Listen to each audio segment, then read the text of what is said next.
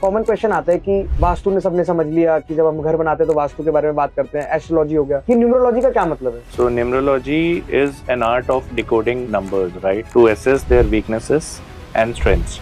कोई भी after 12th choose करता है अपना पाथ या अपने करियर, तो उसमें उसका कैसे इफेक्ट आता है न्यूमरोलॉजी का? जो भी आपके नंबर्स हैं उनको हम एक लोशो ग्रिड में डालते हैं एंड देन उनके कॉम्बिनेशन के बेसिस पे we can very well assess कि आपके जो नेचुरल ट्रेट्स क्या हैं। अगर आप तेज भागते हैं तो आप एक एथलीट बन सकते हैं। हाँ। तो वैसे ही जो ये नंबर्स हैं वो आपके ट्रेट्स के बारे में बताते हैं। जनरली अगर कोई अपना फाइनेंस में करियर बनाना चाहता है, उसके लिए एग्जैक्टली कौन सा जो नंबर्स है 1 to 9? देखिए, जो फाइनेंस है ना वो कई नंबरों पे बैठता है। 4 is the number, 8 is the number. 8 number जिसके पास होता है वो एक बहुत अच्छा फंड मैनेजर होता है। हाँ। जो मार्केट डाउन हो तो उसके अंदर फोबिया आ जाता है। ऐसे में लोगों को जो है वो अपना माइंडसेट कैसे थोड़ा शांत रखना चाहिए? सो इसमें ना एक बहुत बेसिक चीज है जो आपके में भी जो शेयर मार्केट या फिर फाइनेंस में हम बोलते हैं, एंड दैट इज 4 हमारे पास मेजर एसेट क्लासेस हैं। हम्म। तो आपके हिसाब से सपोज मेरा नंबर 4 है, तो मेरे हिसाब से मेरे लिए कौन से एसेट क्लास ज्यादा बेटर है? मतलब मेरे को किसमें इन्वेस्ट करना चाहिए? एक और बड़ा कोई और इंटरेस्टिंग क्वेश्चन है कि जैसे आपने अभी बोला कि नंबर जो उसके साथ कंपैटिबल हो, आपने अपने नाम में वैभव के साथ वी ऐड करा हुआ है, वैभव वी लांबा। बिल्कुल। तो आपने वो वी ऐड करने का क्या रीजन है आपका?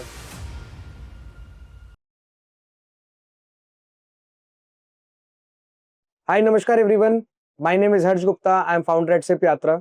सो चाहे लाइफ हो या बिजनेस, दो चीज हमेशा कॉमन है, आपके प्रॉफिट्स और आपके नंबर्स। आप किसी भी प्रोफेशन में हो, either you are a lawyer, chartered accountant, doctor, आप कोई आर्टिस्ट हो, सब चीज हमें समझ में आती है वो है नंबर्स के through. So today we have a very special guest with us, mister Vaibhav Lamba.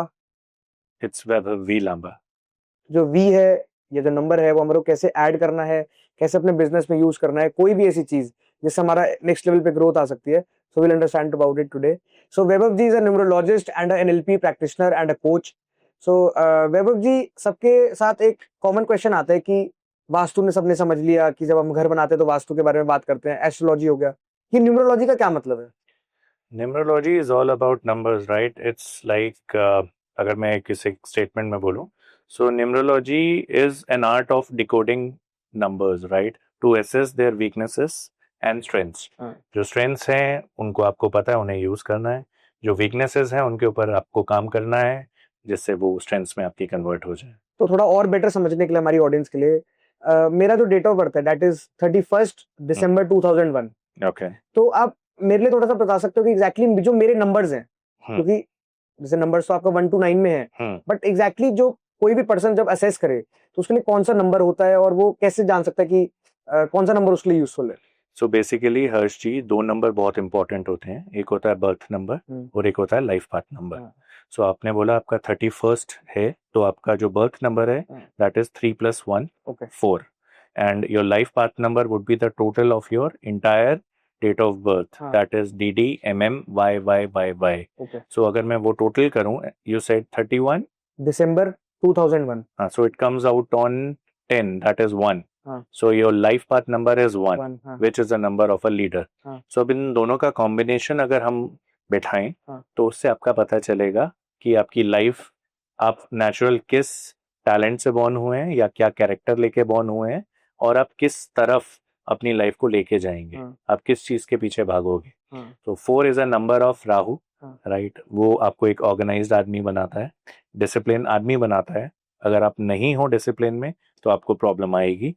Materialistic बनाता है, आपको पैसे की तरफ खींचता है और आपके दिमाग में पैसा हमेशा रहता है। At the same time logic के बिना आप कुछ काम कर नहीं सकते। मैं आपको कुछ भी बता दूं और अगर उसके पीछे लॉजिक ना दूं तो आई डोंट थिंक कि आप उसे एक्सेप्ट करोगे। सो ये आपके नेचुरल ट्रेट है। और आप भागोगे किसकी तरफ? लीडरशिप की तरफ।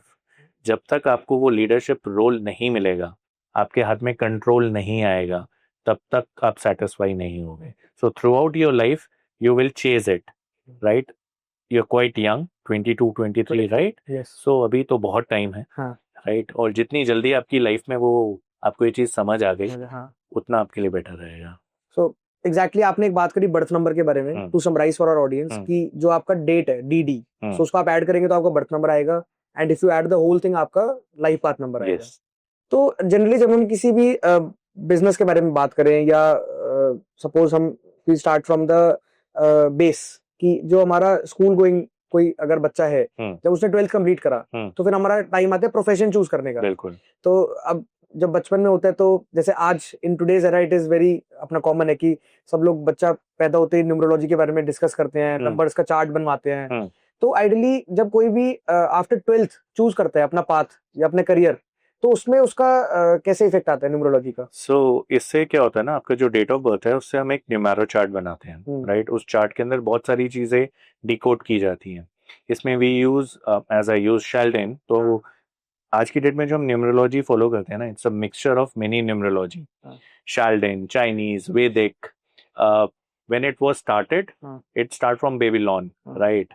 And then it traveled here and there, and जहाँ से थोड़ा थोड़ा इनपुट डलता गया, और आज की डेट में जो हम फॉलो करते हैं वो मॉडर्न करते हैं। So what we do is that, personally what I follow, जो भी आपके नंबर्स हैं उनको हम एक लोशो ग्रिड में डालते हैं, एंड देन उनके कॉम्बिनेशन के बेसिस पे we can very well assess कि आपके जो नेचुरल ट्रेट्स क्या हैं। और कोई भी चीज आपकी, अगर आप तेज भागते हैं, राइट, सो आप एक एथलीट बन सकते हैं, राइट। अगर आप आर्ट्स में अच्छे हैं, तो आप उससे रिलेटेड कुछ भी काम कर सकते हैं। तो वैसे ही जो ये नंबर्स हैं वो आपके ट्रेड्स के बारे में बताते हैं, और उसी के बेसिस पे अगर आप कोई चीज चूज करो तो इट्स ऑलवेज गुड, राइट। क्योंकि 12th तक किसी को नहीं पता होगा, 10th तक भी आई would say 10th is the time when we become little serious कि बच्चे को क्या करना है। सो मैं ये नहीं बोलता कि आपको हमेशा वही चूज करना चाहिए, बट अगर आपको अपने ट्रेड्स पता है और आपको अपनी वीकनेसेस पता है और आपको कुछ एक ऑपोजिट प्रोफेशन चूज करना है, देन ऑल्सो यू नो कि आपको किस चीज पे और वर्क करना है। Exactly. So since our channel is towards more of finance or share market, you are number 4, so it has to be finance. Right? So generally अगर कोई अपना फाइनेंस में करियर बनाना चाहता है, so उसके लिए exactly कौन सा जो नंबर्स है 1 to 9, जिनका नंबर बर्थ नंबर या लाइफ पाथ नंबर, उनको कौन सा देखना चाहिए, या वो कैसे सॉर्ट करे कि I have to choose the career as finance? देखिए, जो फाइनेंस है ना वो कई नंबरों पे बैठता है। आई वुड से 4 is the number, right, 8 is the number.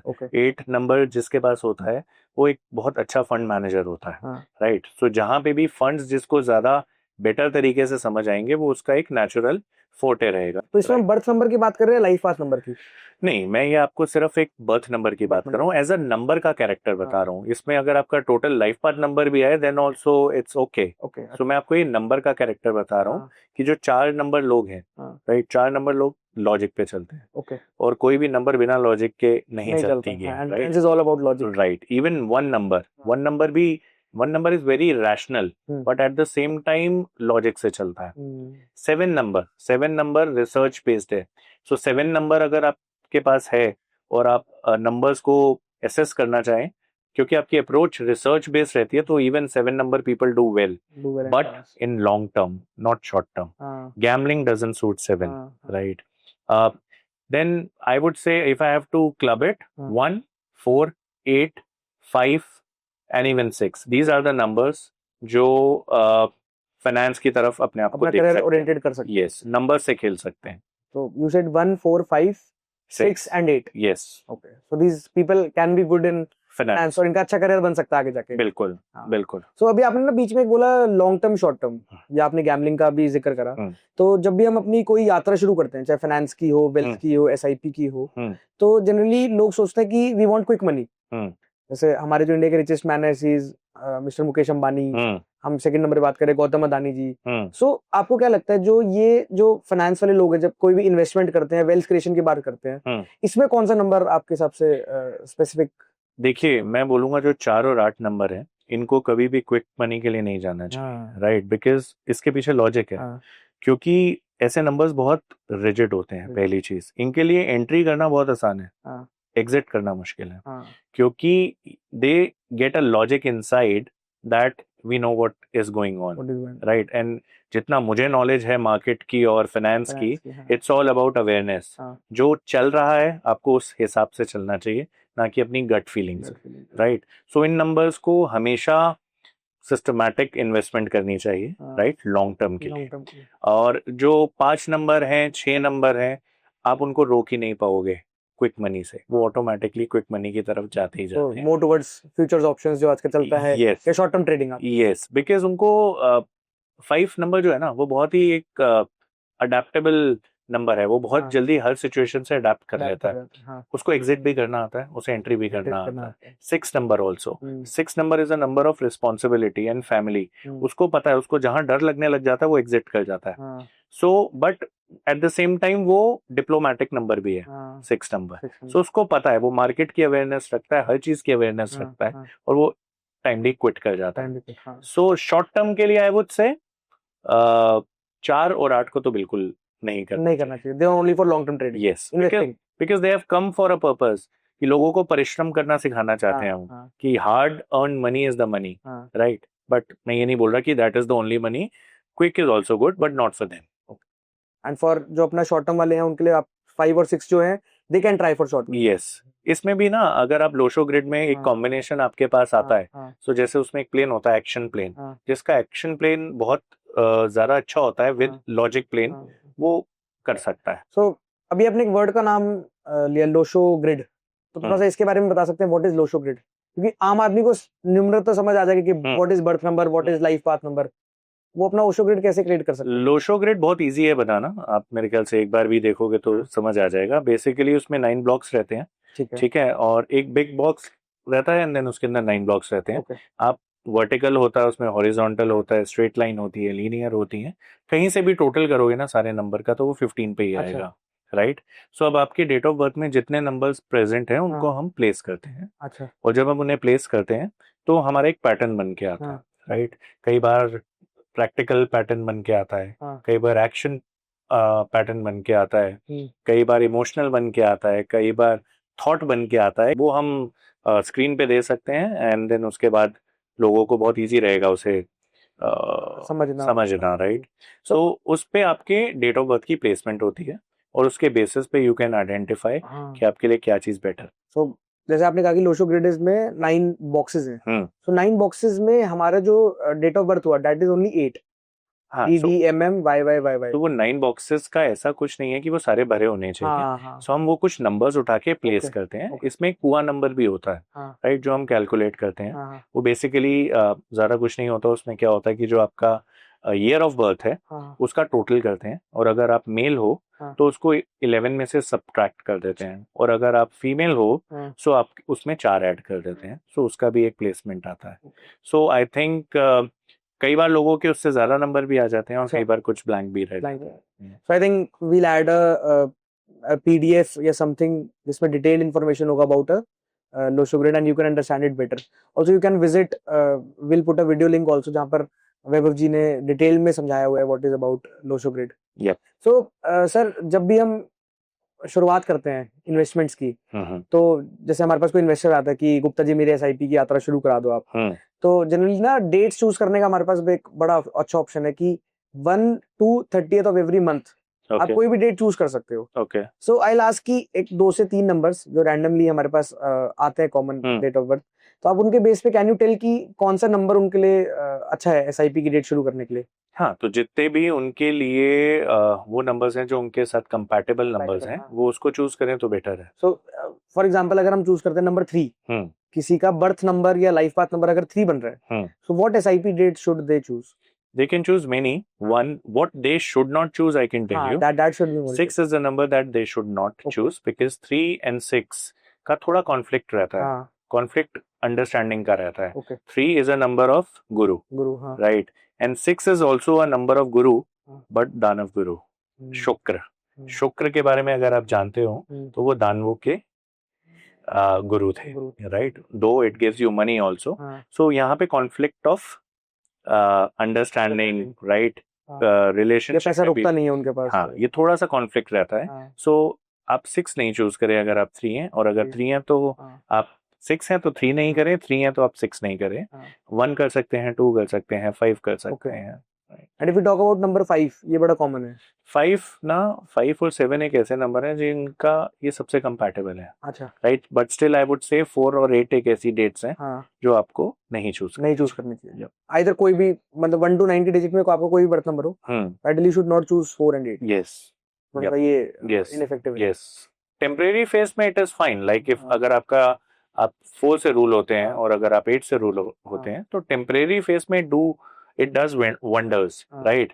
एक पर्सनल ईयर भी आता है। अच्छा। जब वो पर्सनल ईयर 4 का 4 आता है तो बहुत अच्छा माना जाता है। हाँ हाँ सो क्योंकि वो शॉर्ट ड्यूरेशन के लिए आता है, जब भी शॉर्ट ड्यूरेशन के लिए आए सो इट इज गुड। हाँ लेकिन अगर आप एक डेट सेट करते हैं तो वो शॉर्ट ड्यूरेशन नहीं होगी ना, हर मंथ आपको उसी डेट पे करना है। हाँ तो आप हो सकता है वो कितने सालों तक आप उसी डेट पे करते रहें। करते रहे। So for a longer period it is not good, for a short period it's good. So exactly जो आपने बताया, it is okay from the perspective of a single person. या अब लोग आजकल शादी के बाद अपनी फाइनेंशियल प्लानिंग शुरू करते हैं, बिल्कुल। यार अब मैंने शादी कर ली, अब ठीक है मेरा सेटल हो गया, so now I want to start my wealth की यात्रा। तो जो हस्बैंड और वाइफ है, उनका जो नंबर का अलाइनमेंट है वो कैसे होना चाहिए, ताकि जो उनकी वेल्थ की जर्नी है वो एक अच्छा वेल्थ क्रिएट कर पाए, अच्छा पैसा बना पाए, तो उसके बारे में थोड़ा सा if you can shade light. So it depends कि किसके नाम पर है, राइट। जिसके नाम पर है वो उसी के हिसाब से चलेगा। अच्छा। बट कई बार ऐसा होता है कि जब एक कपल होता है ना, हाँ। उसमें एक के पास अगर कोई मिसिंग नंबर हो, सो वो जब मैरिज होती है तो वो मिसिंग नंबर दूसरा कंप्लीट कर देता है। हाँ। कई बार हम कहते हैं ना कि आपकी शादी के बाद आपका लक बहुत अच्छा हो गया, हाँ बच्चा आने के बाद आपका लक बहुत हाँ अच्छा हो हाँ गया। हाँ so generally when it comes to couple, we see जो नंबर मिसिंग होते हैं कई बार वो कंपैटिबिलिटी में एक दूसरे को कॉम्प्लीमेंट कर जाते हैं। एंड देन आप अपनी वाइफ के नाम करिए जो आपके साथ कॉम्पेटेबल, जो कंपैटिबल नंबर नहीं है, उसमें आप अपनी वाइफ को चूज करिए। मैंने ऐसे बहुत सारे केसेस देखे हैं जहाँ पर किसी ने बिजनेस शुरू करा, बट आफ्टर हिज मैरिज या फिर उनके बेबी बॉर्न होने के बाद उनका जो एक बिजनेस था वो that is gone to next level. और सो नंबर्स जब वाइब्रेशंस आती है ना आपके पास, जब वो फ्रीक्वेंसी आपसे मैच करती है तो वो हमेशा आपको बेनिफिट करती है, राइट। सर मोबाइल नंबर का कितना रोल प्ले होता है हमारा जो न्यूमरोलॉजी का चार्ट है, या हमारा जो बिजनेस है, प्रोफेशन है, या पर्सनल रिलेशंस है, तो जो आपका नंबर है, क्योंकि आप सारे टाइम आपका जो फोन है आजकल कांस्टेंट है, बिल्कुल, क्योंकि आप कहीं पर भी हो फोन तो आपकी जेब में हमेशा रहता है, बिल्कुल। और आप कोई भी काम कर रहे हो तो फोन के थ्रू ही कोई भी बुकिंग होती है, कोई भी किसी से बातचीत होती है, तो जो फोन का नंबर का रोल है वो कितना है किसी भी आपने एक टर्म यूज की कांस्टेंट है, मैं बोलूंगा फोन एक ऐसी चीज है जो बिल्कुल कांस्टेंट नहीं है। इन टर्म्स एज इन वो आपके साथ ट्रैवल करता है। और न्यूमरोलॉजी में ये बिलीव किया जाता है anything that travels has a frequency, right. So mobile number क्या, आप कार का नंबर, अपने घर का नंबर, जहां भी आपकी लाइफ में नंबर है वो मैटर करता है। और मोबाइल में because it's the only way, आज की डेट में communication is the only thing, right. Even सारे बिजनेसेस, इवन एजुकेशन तक उस पे आ गई है। Everybody is connected through internet, right. So it has become a very important thing in our life. So उसका नंबर आपके साथ कंपैटिबल होना बहुत जरूरी है, and you should always look for that. आपको अपने डेट ऑफ बर्थ के साथ अपना नंबर कंपैटिबिलिटी चेक करनी चाहिए जब आप number low. And second part पे आता है कि आप जिस ऑफिस में बैठे हो उसकी वाइब्रेशन बड़ी पॉजिटिव होनी चाहिए, बिल्कुल, तभी कहीं ना कहीं आपके धंधे में ग्रोथ आती है। बिल्कुल। तो अगर आप कोई भी नया बिजनेस शुरू कर रहे हो, या तो दुकान का नंबर, गोडाउन का नंबर, या कोई प्रोफेशन है, तो उसके जो ऑफिस का नंबर है वो एग्जैक्टली कितना होना चाहिए, या कैसे उसको चूज करना चाहिए? देखिए हर जी, हर चीज ना सिर्फ कंपैटिबल नंबर्स पे है। जो नंबर आपसे कंपैटिबल है वो आपके लिए ठीक है, राइट। और जो नहीं है वो आपके लिए ठीक नहीं है, उनको आप ठीक बना नहीं सकते। उसकी कुछ रेमेडीज जरूर कर सकते हैं, जैसे कई लोग अपना नंबर कंपैटिबल नहीं हो तो वो नंबर ही हटा देते हैं, उसकी जगह अपना सरनेम लिख देते हैं, या फिर किसी भगवान का नाम डाल देते हैं। बट जो है कंपैटिबल वो है, जो नहीं है वो नहीं है। एक और बड़ा क्विक और इंटरेस्टिंग क्वेश्चन है कि जैसे आपने अभी बोला कि नंबर जो उसके साथ कंपैटिबल हो, आपने अपने नाम में वैभव के साथ वी ऐड करा हुआ है, वैभव वी लांबा। बिल्कुल। तो आपने वो वी ऐड करने का क्या रीजन है आपका?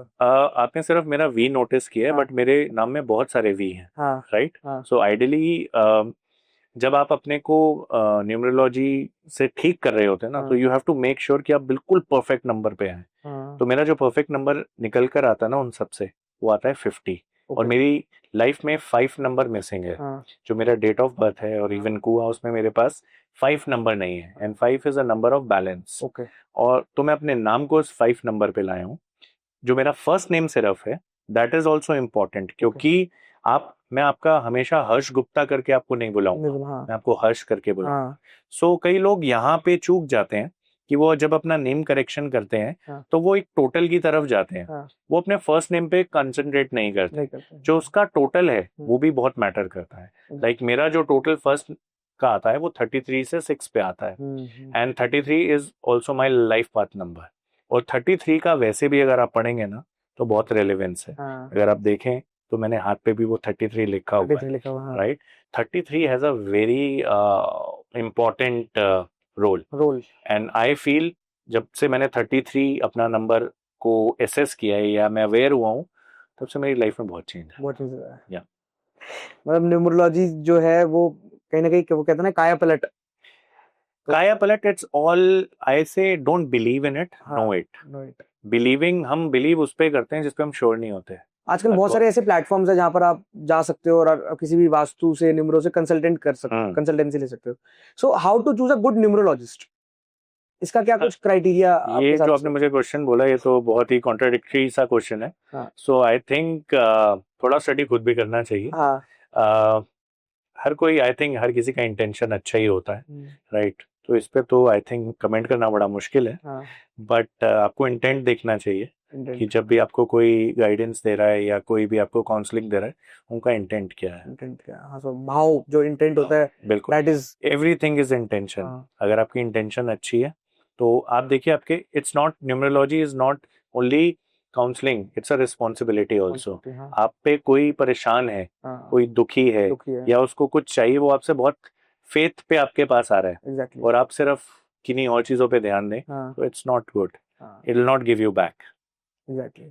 सो sir, since you are NLP coach also, तो आप थोड़ा सा बता सकते हो कि एनएलपी का क्या मतलब है और एनएलपी और न्यूमरोलॉजी कैसे एक साथ काम करते हैं? ये बहुत इंटरेस्टिंग पार्ट है, राइट? एनएलपी की पहले मैं आपको एक फुल फॉर्म बता दूं, neuro linguistic programming.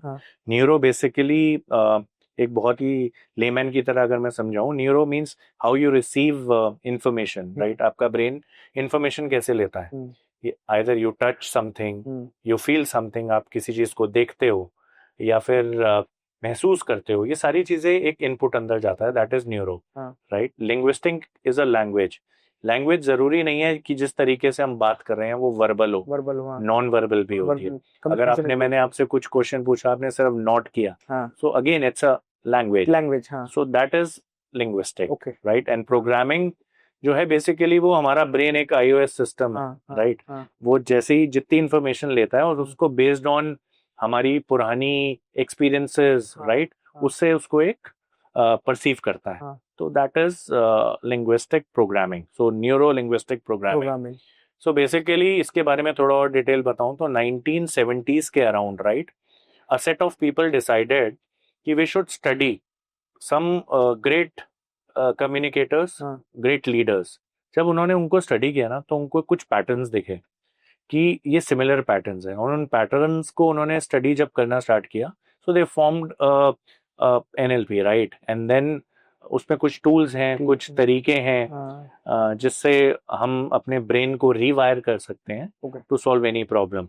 Basically NLP के 4 फंडामेंटल्स होते हैं, राइट? सबसे पहला होता है उसका रैपो, राइट? उसके बाद होता है आपका आउटकम, थर्ड होता है sensory acuity, and fourth is flexibility. इसका डिटेलिंग में हम नहीं जाते, नहीं तो बहुत टाइम लग जाएगा। सो एनएलपी एक ना बहुत ही पावरफुल टूल है जब आपको अपनी कोई फोबिया से दूर जाना है, राइट? कोई एडिक्शन से दूर होना है, कोई हैबिट फॉर्म करनी है, गोल सेटिंग के लिए, and in every day we are using NLP, but it's just that we are not aware of it. तो थोड़ा सा भी उसको अगर हम स्टडी कर लें और अवेयर हो जाए, so NLP is a life changing thing, right? It has done for me. So how do you merge NLP and numerology? So जब मैं न्यूमरोलॉजी कर रहा था देन मुझे बहुत सारे एरियाज मैंने डिटेक्ट किए जहां पर प्रॉब्लम्स थी। अब आप प्रॉब्लम तो ढूंढ सकते हो, लेकिन उसका सोल्यूशन क्या? Main thing is a solution, right? उसमें there are some remedies, but somebody who is fighting depression, उसके लिए आप क्या रेमेडी यूज करोगे? When the problem is in brain, you need to sort it with brain only, right? So there NLP came in, and I was lucky one कि मुझे Paritosh Saranji sir मिले, right? He is a great man, and from him I have learned it, and he made it so easy. मैं suggest करूंगा अगर किसी को उनसे सीखना भी है, so name is Paritosh Saran, and we can write it also, and वहां से आप उनसे कनेक्ट कर सकते हैं, and it changed my life. So आपने ना 2-3 वर्ड्स यूज करे, फोबिया, एडिक्शन। तो जनरली क्या होता है ना, हमारे शेयर मार्केट में जो बाजार है वो सबसे बड़ा भगवान है, मतलब जो प्राइस सबसे बड़ा भगवान है। बट क्या होता है, लोग प्राइस को देख के डर जाते हैं। फॉर एग्जाम्पल अभी हम आज अगस्त में अराउंड 20th के आसपास बात कर रहे हैं, तो मार्केट इज डाउन, ओके तो अब एनएलपी बहुत बड़ा रोल प्ले करता है, क्योंकि कहीं ना कहीं न्यूरो आ गया और लिंग्विस्टिक आ गया। तो एज अ पर्सन या एज ए इन्वेस्टर, जो मार्केट डाउन हो तो उसके अंदर फोबिया आ जाता है कि बाजार नीचे जाने वाला है, पैनिक सेलिंग आ जाती है, या फिर वो चारों पड़ोसी से सुन लेता है कि मैं तो अपना सारा स्टॉक्स होल्डिंग बेच चुका हूँ, सारा म्यूचुअल फंड। सो ऐसे में लोगों को जो है वो अपना माइंडसेट कैसे थोड़ा शांत रखना चाहिए, या फिर जो आप कुछ ऐसी रेमेडी बता सकते हो कि उसका उनका उस तरफ ध्यान ना जाए?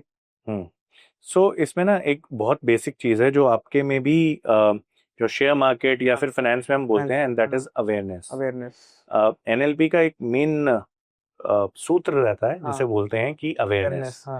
और अगर आप अवेयर हो हर चीज से, आपको डिसअपॉइंटमेंट कब आएगी? जब आपके कंट्रोल में चीज नहीं होगी। आप एक ऐसे डिसीजन ले लेंगे, किसी से सुन के आपने कोई डिसीजन ले लिया और वो गलत हो गया, और अब दुनिया बोल रही है कि मार्केट डाउन है, तो आपके अंदर भी वो फोबिया आ गया कि भाई मार्केट डाउन है। मार्केट कब पहले भी डाउन थी, जहां जब वो ऊपर आई है तो वो नीचे भी जाएगी, right? And I said it's all about patience, right? परिश्रम, इसमें भी परिश्रम बिल्कुल एक बहुत ही इंपॉर्टेंट रोल प्ले करता है। सो ऐसे लोगों को जिनको बहुत फोबिया है, पहले तो मैं बोलूंगा कि उनको घुसना ही नहीं चाहिए, right? It's all about patience. आपको पैटर्न्स अंडरस्टैंड करने चाहिए, और आप जैसे लोग हैं जो लोगों की हेल्प कर सकते हैं उसको समझने में। एंड जब हम ये सोच लेते हैं ना कि हमें ही सब कुछ पता है, हम वहां फेल हो जाते हैं।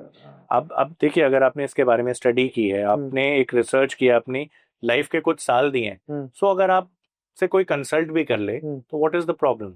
बट लोग खुद ही डिसीजंस लेना स्टार्ट कर देते हैं। सो मुझे ये लगता है awareness is everything. If you don't know it, go and ask someone else. So I think Vaibhav ji talked a very good point कि अवेयरनेस होना बहुत जरूरी है। तो अवेयरनेस सिर्फ अपने आप के बारे में नहीं, अवेयरनेस आपके गोल्स के बारे में, आपका रिस्क जो कैपेसिटी है, टेकिंग कैपेसिटी, कि आप एडवर्स मतलब ज्यादा रिस्क ले सकते हो, कम रिस्क ले सकते हो, मीडियम रिस्क ले सकते हो, उसके अकॉर्डिंगली आपके इन्वेस्टमेंट्स डिजाइन होते हैं। सो अकॉर्डिंगली हमने रिस्क की बात करी सर। हमारे इंडिया में 4-5 मेन एसेट क्लासेस हैं। हम बात करें रियल एस्टेट है, इक्विटीज है, डेट है, गोल्ड है, सिल्वर, ये इनको कमोडिटीज बोल देते हैं। बिल्कुल। तो टू समराइज, 4 हमारे पास रियल एस्टेट सॉरी 4 हमारे पास मेजर एसेट क्लासेस हैं। तो आपके हिसाब से सपोज मेरा नंबर 4 है, तो जैसे आपने बताया मेरा बर्थ नंबर 4 है और लाइफ पाथ नंबर मेरा 1 है, तो मेरे हिसाब से मेरे लिए कौन से एसेट क्लास ज्यादा बेटर है? मतलब मेरे को किस में इन्वेस्ट करना चाहिए? Long term investment. Long term investment, but which asset class? Real estate, commodities? Real estate सबके लिए अच्छा है। रियल एस्टेट एक ऐसी चीज है जिसने आज तक कभी गिरावट नहीं देखी। अगर वो गिरी है तो उससे डबल ऊपर हुई है, राइट? क्योंकि वो जमीन से जुड़ी हुई है और उसमें परिश्रम जुड़ा हुआ है। सो अगर आप इक्विटीज की बात करें ना, तो आप उसमें स्टे करें लॉन्ग टर्म। जहां पे भी वो लॉन्ग टर्म होगा ना, जहां पर आपके पास मार्केट के ट्रेंड्स होंगे, आपका लॉजिक यूज होगा, आपको हमेशा मोस्टली वहीं पे करना चाहिए। जैसे मैंने पहले भी बोला कि शॉर्ट टर्म में नहीं जाना चाहिए। आप अगर गोल्ड की बात करें, सिल्वर की बात करें, these all are very good for you, क्योंकि ये लॉन्ग टर्म है। बट अगर आप इमीडिएट सोचें कि मैं आज लूं, कल रेट बढ़ा, मैंने बेच दिया, तो it will not be good, right?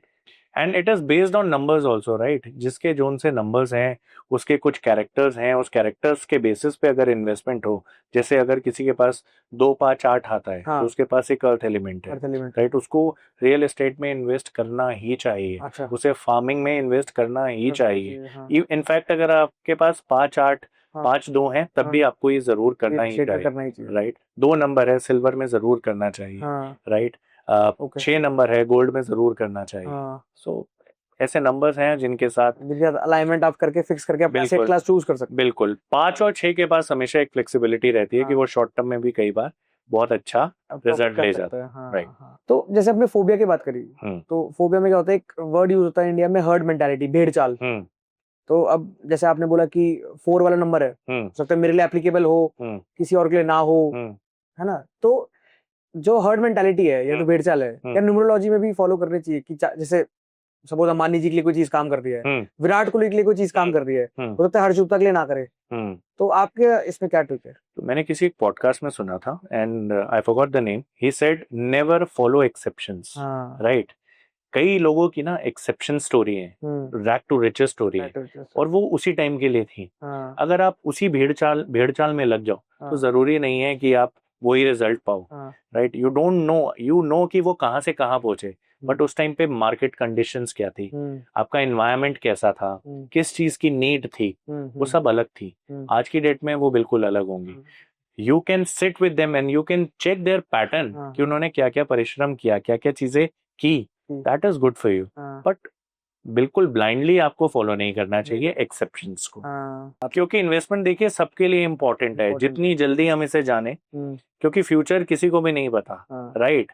और मैं तो इस प्रोफेशन को ऐसा बोलता हूँ कि आप लोग या फिर ऐसे प्रोफेशन ऐसे हैं जो आपकी लाइफ की, जो आपका फ्यूचर आपको पता नहीं है ना, उसमें आप लोग एज अ गाइड हो, जो दूसरों को हेल्प कर रहे हैं. Thanks a lot. Coming towards the end, मैं आपसे ये पूछना चाहता हूँ कि ऐसी कोई 2 या 3 रेमेडीज जो अक्रॉस ऑल द नंबर्स आप हमारे ऑडियंस को बताना चाहते हो कि you do this in numerology या एज पर एनएलपी, दोनों के कॉम्बिनेशन से. मैं सबसे पहली चीज तो ये बोलूंगा कि अवेयरनेस. अगर मैं एनएलपी के पॉइंट ऑफ व्यू से बोलूं तो अवेयरनेस इज एवरीथिंग, राइट. अगर आप चीजों से अवेयर हो, जो भी आपके आसपास चीजें हो रही हैं, और आप उस पर थोड़ा सा टाइम लगा के सोचते हो कि ये क्यों हो रही है, so life will be very easy for you.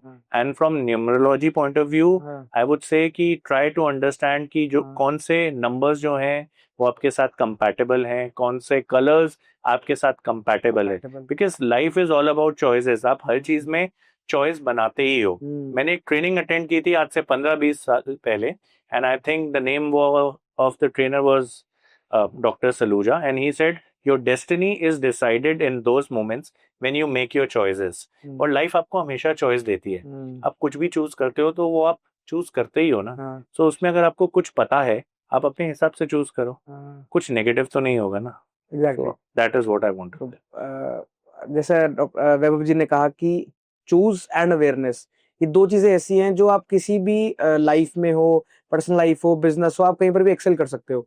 तो आपके पास बहुत सारे ऑप्शंस आते हैं लाइफ में कि मेरे को ऐसे इन्वेस्ट करना है या मेरे को ये करियर ऑप्शन चूज करना है.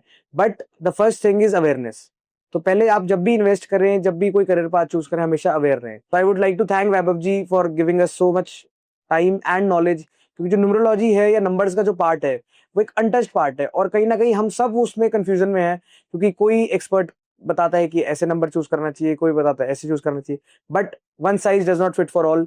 तो आप जब भी कोई भी चूज करें नंबर, अपना समझ के चूज करें, बी अवेयर, सही निवेश करो और आगे बढ़ो.